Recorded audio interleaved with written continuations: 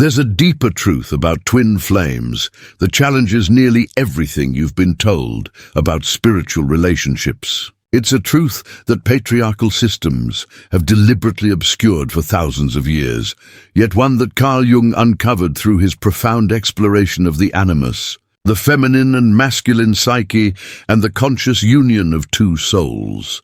In the twin flame journey, it is always the feminine energy that determines whether union occurs. And by feminine, we're not referring strictly to women, but to the feminine essence present within every twin soul connection, regardless of gender.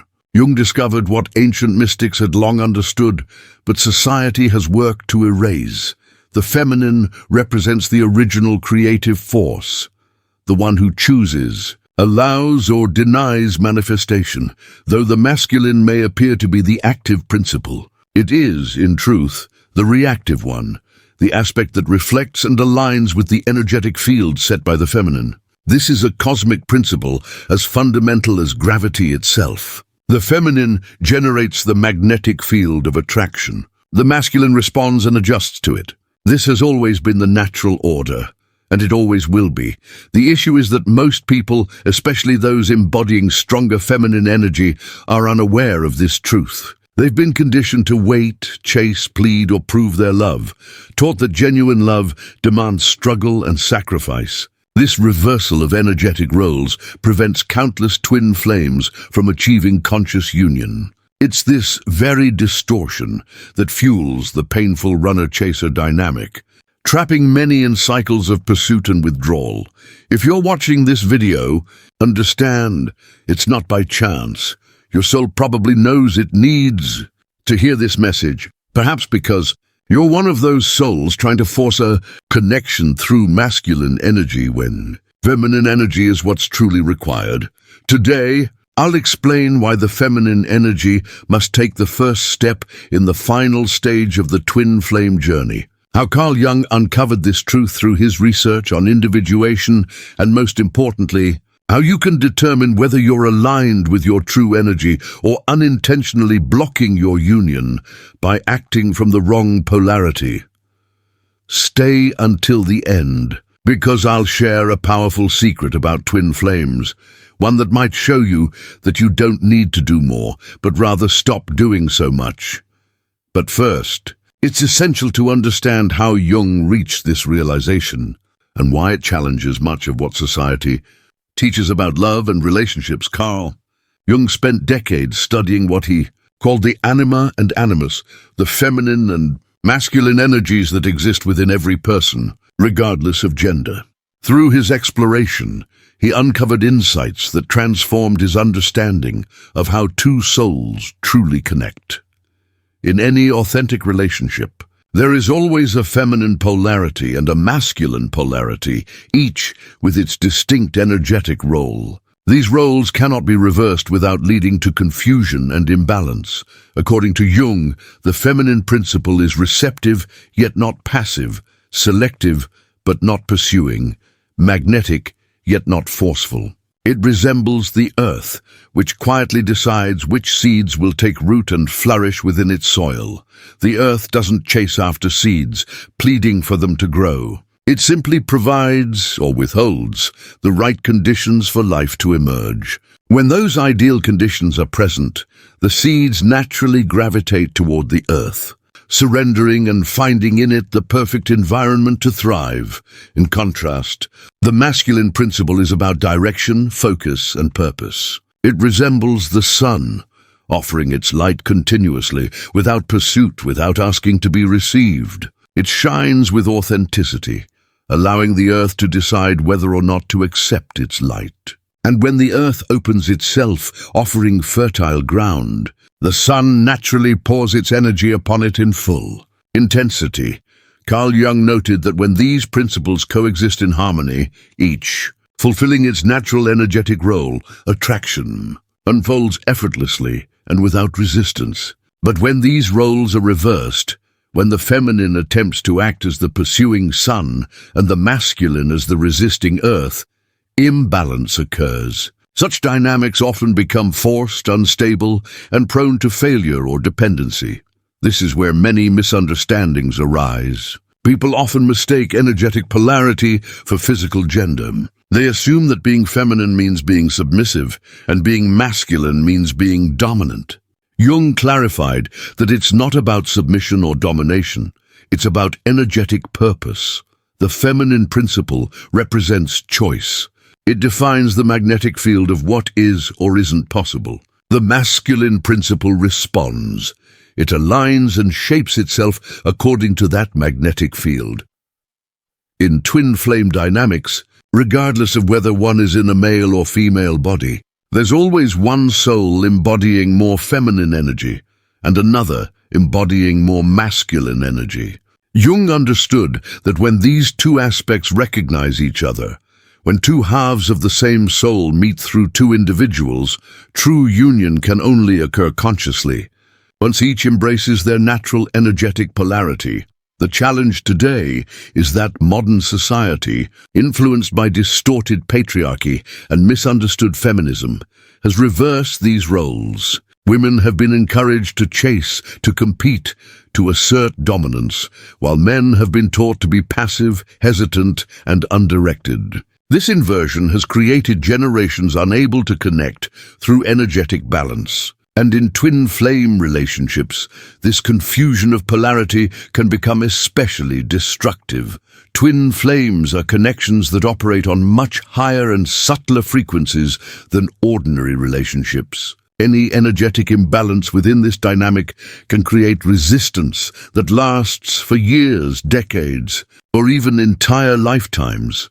Jung noted in his therapy sessions that couples who maintained deep and lasting relationships were always those where each person respected their natural energetic polarity. Conversely, couples who experienced cycles of conflict, separation and reunion were typically those with reversed or confused polarities. When it comes specifically to twin flames, Jung observed an even more precise pattern. The soul carrying more feminine energy in the dynamic ultimately determines whether union will occur. This is true regardless of whether that soul inhabits a male or female body, or whether it appears socially stronger or weaker. Energetically, this soul holds the power of final choice. Here's something that may seem controversial, but Jung documented it extensively. When the feminine pursues, attempts to convince, or sacrifices her completeness to chase the masculine, he instinctively withdraws. This is not out of cruelty or lack of love, but because energetically the magnetic balance feels reversed. He unconsciously senses that the natural order has been disrupted.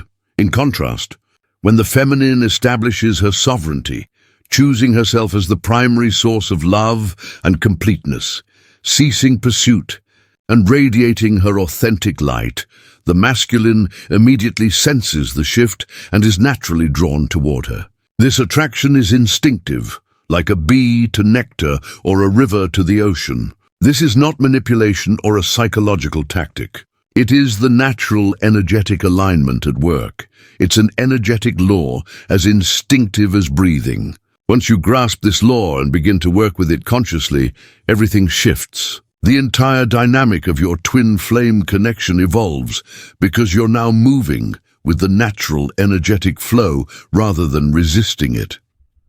To apply this understanding effectively, you first need to determine which energetic polarity you hold in your twin flame connection. This isn't always obvious, as it doesn't necessarily align with your physical gender or outward personality traits. Jung developed a method to identify a person's energetic polarity within a relational dynamic, not by observing actions, but by noticing emotional and energetic responses to each other. He found clear indicators showing which soul carries more feminine energy and which carries more masculine energy in a particular connection. If you embody the feminine polarity, you likely experience an attraction that is both magnetic and selective. You're not drawn to just anyone. When you meet your twin flame, the attraction is all-encompassing, as if every cell in your body resonates with their energy. You may feel a strong desire to merge, dissolve boundaries, and become one with them. When they create distance, it can feel as though a part of you is being pulled away.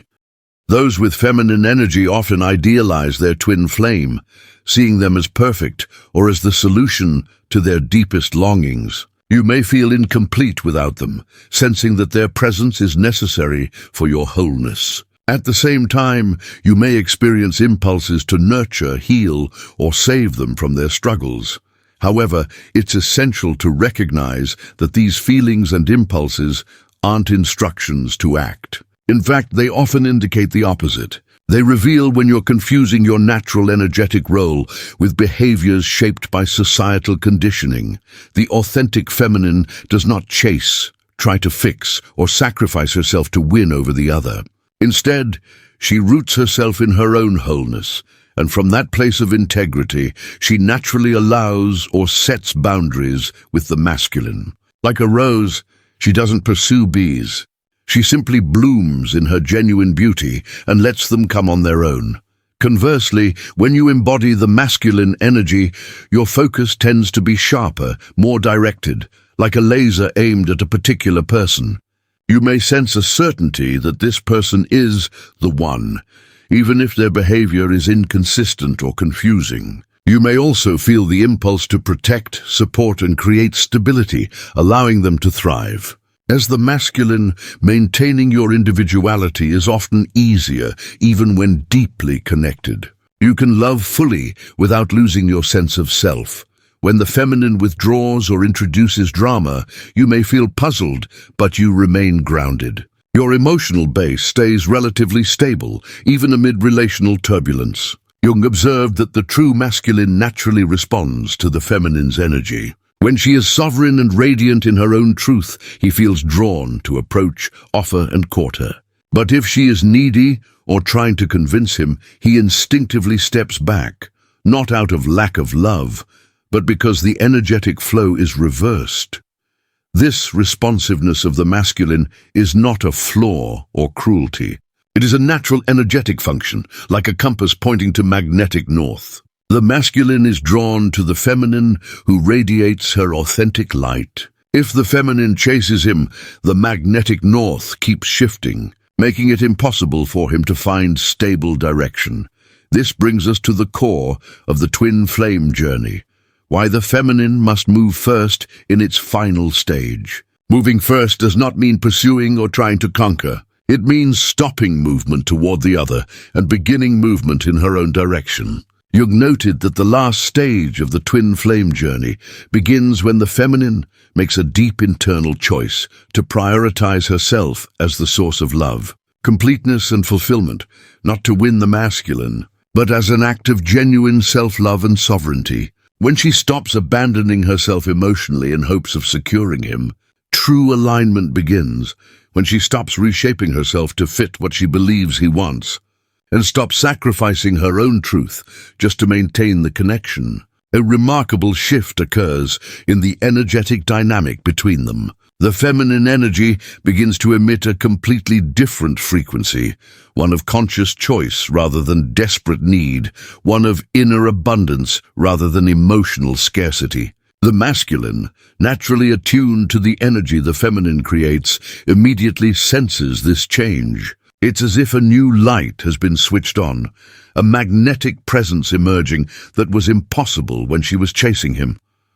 Jung observed this in numerous clinical cases. Patients entangled in obsessive dynamics with their supposed twin flames often transformed these relationships, not by changing the other person, but by altering their relationship with themselves. One case Jung refers to in his writings on individuation involved a woman who spent 2 years pursuing a man she believed was her twin flame. She adjusted her schedule to meet his needs, suppressed her opinions to avoid conflict, and sacrificed friendships and personal interests to focus entirely on him. Yet the more she did, the more he distanced himself, becoming inconsistent and evasive. Over months of guidance, Jung helped her see that her fixation on external union was hindering her internal growth. When she finally grounded herself in her own sovereignty and prioritized her personal development instead of waiting for him, a profound change occurred. Within weeks, he began seeking her out, demonstrating genuine interest, consistency, and commitment. The most crucial insight is that when he approached with true intentions, she no longer needed him desperately. She still felt love and attraction, but could now consciously decide whether to engage with him or not, rather than depending on him to feel whole. This illustrates the central paradox of the twin flame journey. You can only attract consciously what you do not desperately need. True magnetism comes from a state of completion within yourself. Need emits a frequency of lack that repels what you desire, whereas self-sufficiency radiates abundance, naturally drawing in people and experiences. Aligned with that elevated energy, Jung referred to this as the individuation process, becoming a fully integrated individual who doesn't rely on external factors to feel complete. He discovered that individuation is a necessary foundation for conscious and healthy relationships, particularly profound soul connections like twin flame partnerships, when a feminine individual stops defining herself based on the masculine's reactions and begins to define herself through her own inner truth.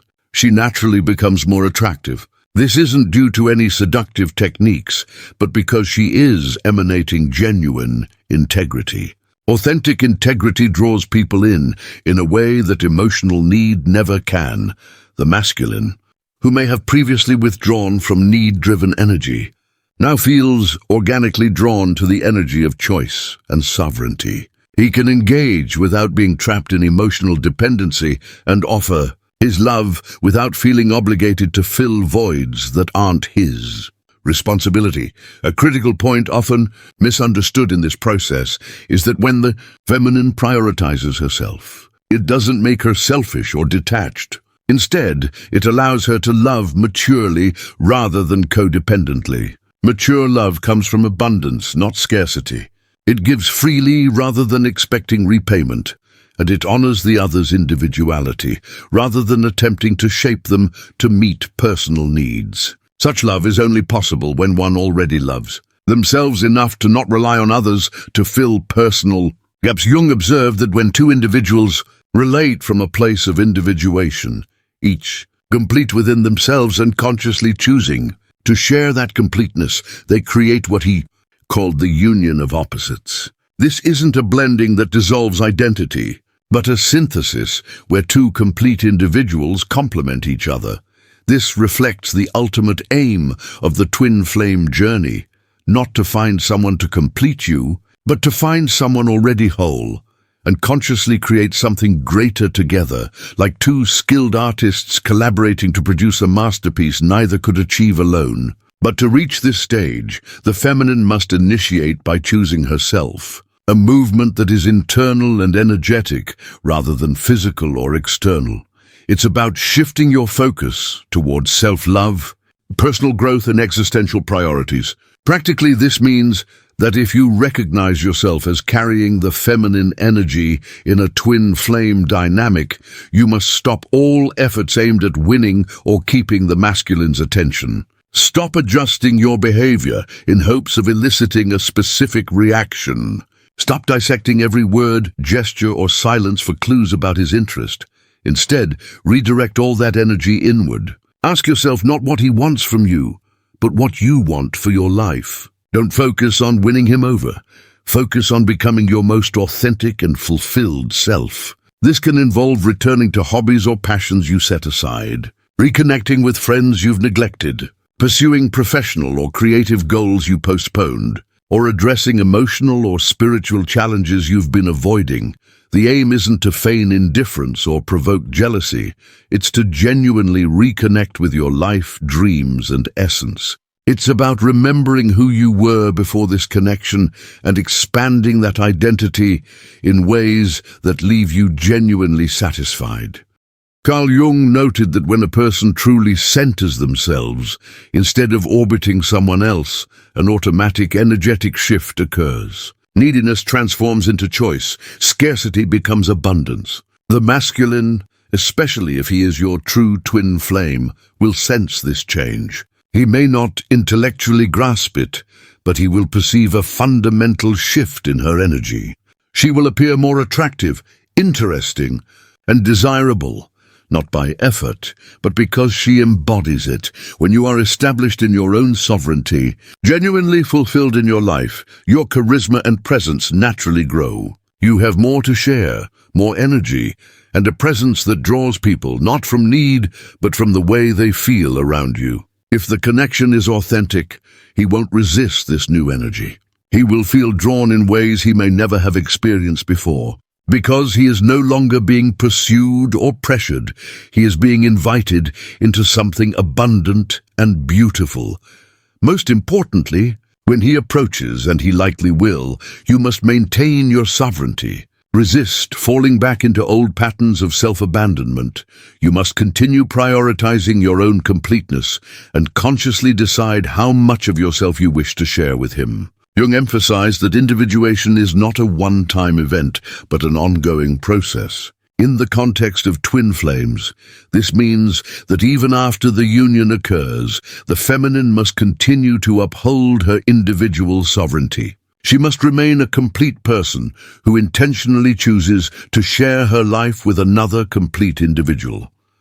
Many women do the initial work of individuation and successfully attract their twin flames. But they often fall back into old patterns of codependency once the relationship is established. When this happens, the imbalance resurfaces and frequently the masculine withdraws. The feminine's sovereignty is not a temporary tactic to secure the masculine. It is a way of life, an existential stance that must persist throughout the relationship. It forms the foundation upon which a conscious union can grow and endure over time. When the feminine consistently maintains this sovereignty, loving without losing herself, connecting without abandoning herself, surrendering without erasing herself, she creates the ideal, energetic environment for the masculine to establish his own integrity. The masculine can only fully express his essence when he is not pressured to fill emotional gaps or rescue someone from their own existential void. When both partners are established in their respective sovereignties, complete individuals choosing consciously to build something together, they can experience what Jung described as the highest form of human relationship, a conscious partnership between two individuated souls, recognizing each other as complementary facets of the same cosmic essence. This is the true twin flame union. It is not a fusion that dissolves identities, but a synthesis in which two whole beings harmonize to create something greater than the sum of their parts, like two finely tuned instruments creating a symphony, impossible for just one to perform, each mastering its own melody. Jung's decades of study led him to a challenging conclusion. True love is not about mutual need, but about mutual choice. It is not about finding someone to complete you, but about two complete individuals celebrating each other. It is not about filling voids, but about creating shared abundance with someone who has already filled their own.